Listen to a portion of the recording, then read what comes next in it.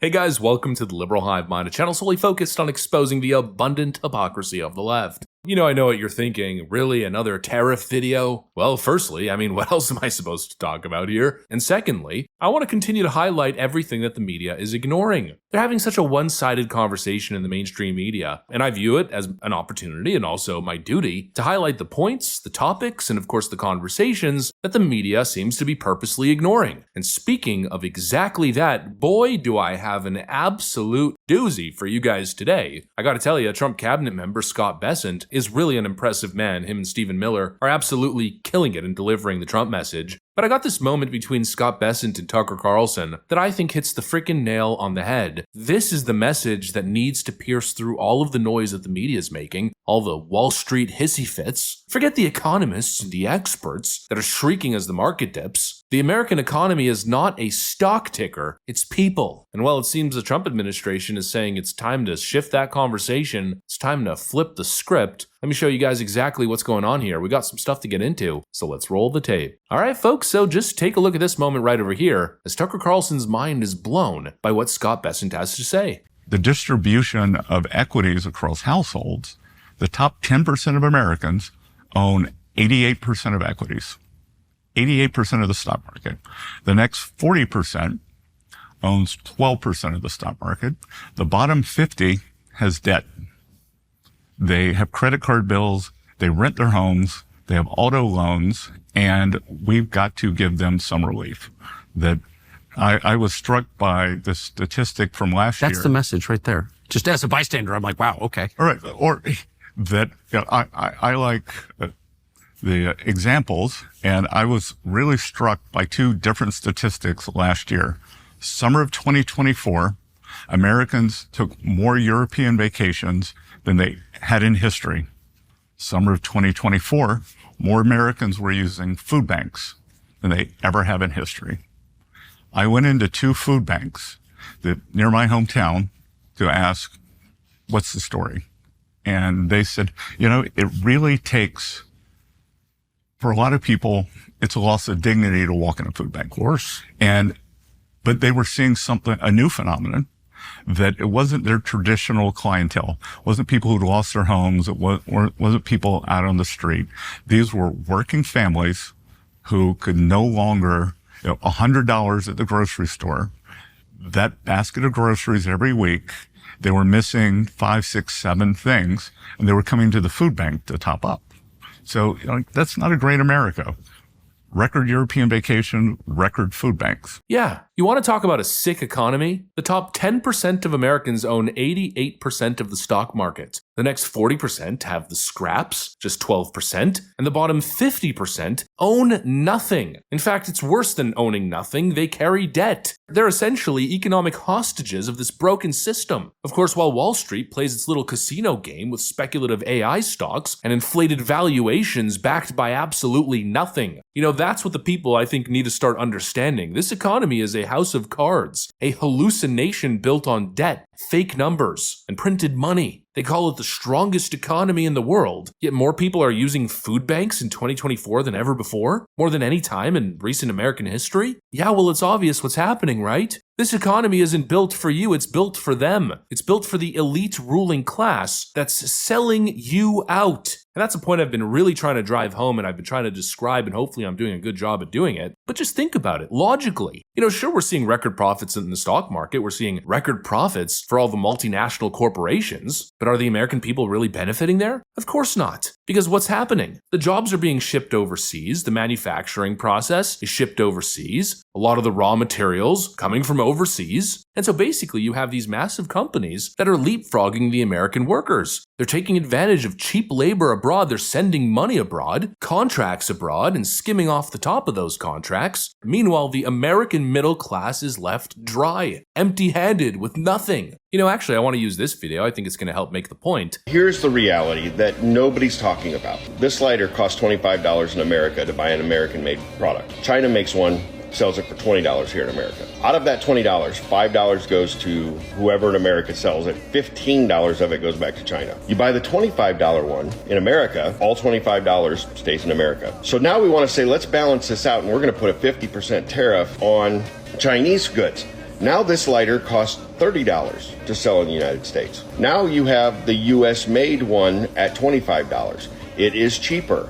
It's more expensive in the big picture, I get it, but it's now cheaper, so people are going to buy the American-made one. 100% of the $25 that you spend stays in America, stays here. The demand increases for that business has to hire employees. When many businesses hire employees, that creates a supply shortage of employees, which make wages go up. Is this more expensive for the consumer in the short term? Yes. But you're getting a better product. You're getting a better product for your money. And the money is staying local, okay? You're not funding these other countries and their businesses. That is the purpose behind all of this. Will we have a recession? Yes. Will prices go up in the short term? Yes. But the lagging effect is all of that money now stays here.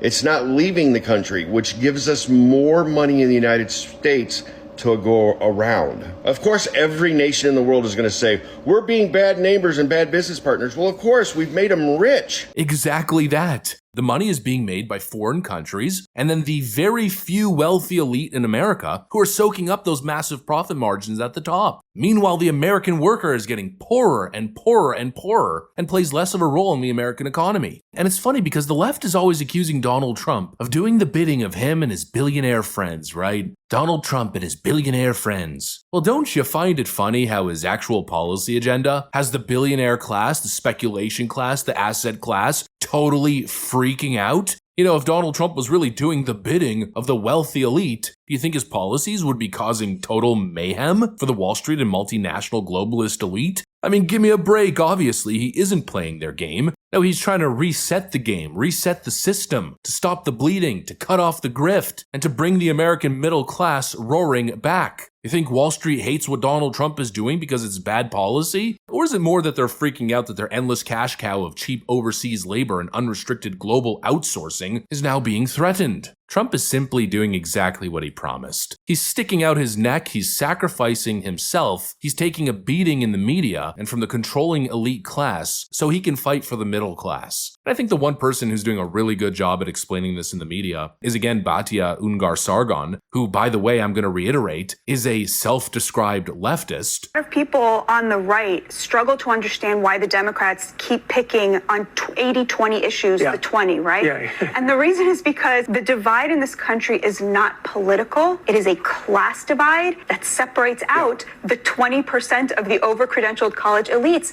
from the 70-80% of Americans who are middle and working class. Trump has unified those people around a common sense, middle of the road agenda. People who don't feel that things are going in the right direction, this is the Democrats' base, the elites. The elites are very polarized. And of course, Wall Street, for 3 election cycles in a row, picked the Democrats over Donald Trump because they don't like the fact that his entire economic agenda is designed to put money in the pockets of working class Americans, middle class Americans, bring the American dream back for the average person who has been forgotten. What President Trump did was he realized that the entire middle class and working class of this country had been abandoned, and he turned the GOP into the party of the working class. These are people who hate the open border because it comes at their expense, of course, when you import millions and millions of low-wage laborers to compete with them. They love tariffs because tariffs make the product of the labor of the working class competitive in the global market. It's rich people who hate tariffs, and that's who the Democrats apparently are catering to. Let's be clear about what we're seeing right now. This market sell-off is Wall Street trying to short President Trump's agenda. They are betting against the American worker. Instead of doing what President Trump is doing, which is saying we're going to invest heavily in our middle class. We are no longer going to be a country in which our economy is an upward funnel of wealth from the hardest working Americans into the pockets of the international global elites. Wall Street is trying to control the president's agenda with this totally anti-American sell-off. And I think it's unbelievable that the president is not caving and that he is standing strong with the agenda that he promised the American people. This is what he was given a mandate to do. And it is so exciting to see somebody actually make good on the promises they made to the American people. She's hitting the nail on the head, and it's funny how all the Bernie bros seemingly can't see it, even though it appears that Donald Trump is doing exactly what Bernie Sanders once promised to do. It's obvious the Democrat Party and just the establishment at large is totally in the pocket of Wall Street, and Trump seems to be the only one fighting for regular Americans. Now, whether or not Trump's going to succeed in that fight, I guess that remains to be seen, but at least the intention is there and at least someone is trying. Because obviously something has to be done when the top 10% own 88% of the stocks, as the American middle class is being hollowed, and the wealth divide, especially post-pandemic, is growing wider and wider and wider. At some point, something has to happen. Anyways, that's pretty much what I got for you guys. Hopefully you enjoyed the video. If you did, make sure to leave a like and possibly subscribe. Thanks for watching, and I'll see you on the next one.